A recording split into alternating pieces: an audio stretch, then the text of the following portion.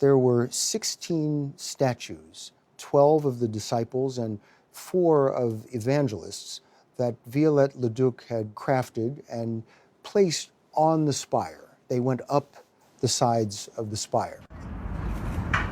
Miraculously, just a few days before the fire, those statues were taken off of the spire to be cleaned and refurbished. So they were secure in a warehouse when the fire broke out and the spire collapsed. We had the opportunity to see these statues. They are now, some of them are now on display at the Architecture Museum in Paris, and they're magnificent. We spoke with Lisa Barganeau.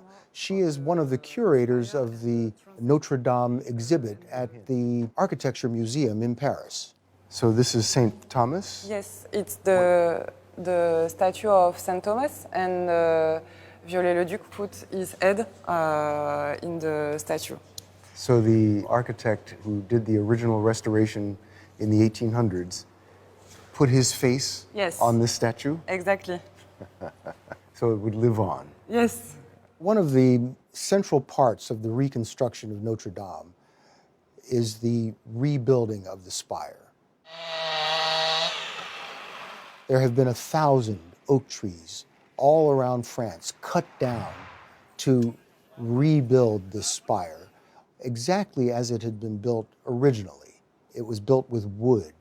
It had lead shingles up the sides. The base was put on stone.